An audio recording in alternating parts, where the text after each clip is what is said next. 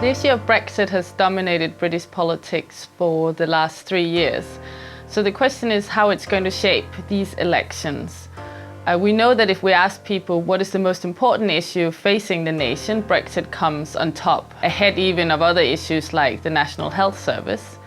So in many ways, this is an issue that matters to people, but not only as a sort of political issue, but also as a political identity.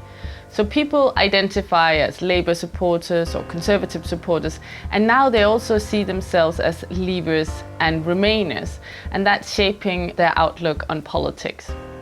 And what it has also done is led to a sort of realignment of British politics. If we think back to 2016 and the referendum, the parties took similar positions on Brexit. They both advocated Remain, if we think about the two major parties, but internally they were split and their voters were also split. In fact, a majority of Conservative supporters voted Leave and also a sizable minority of Labour supporters. But what has happened since the 2016 referendum is that more and more Leave supporters have left the Labour Party and more Remain supporters have left the Conservative Party. So there's been a sort of realignment of the British political system.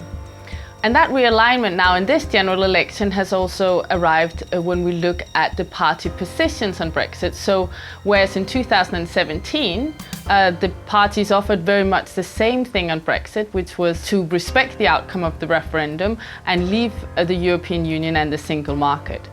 This time, the parties offer quite starkly different choices. And those choices are, on the one hand, if we get a Tory majority, we're going to leave the European Union on the 31st of January, and there will then be quite a short period of time in which to negotiate some kind of free trade deal with the EU. On the other hand, Labour has said they're going to renegotiate the withdrawal agreement in a way that would probably lead to a softer Brexit, but there will be a referendum on that deal with an option to remain. So the voters really face a very clear and very stark choice in this election in terms of what do they want with Brexit. Now, the question is then, if voters are evenly divided on Brexit and that dominates this election, why are the two major parties not neck and neck in the polls?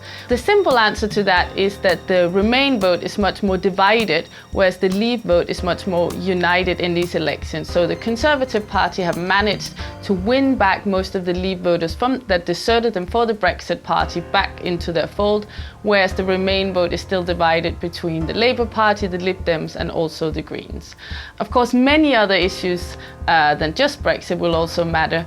But ultimately, this is the Brexit election, not only in terms of the choice facing voters, but also in terms of how they're making up their minds.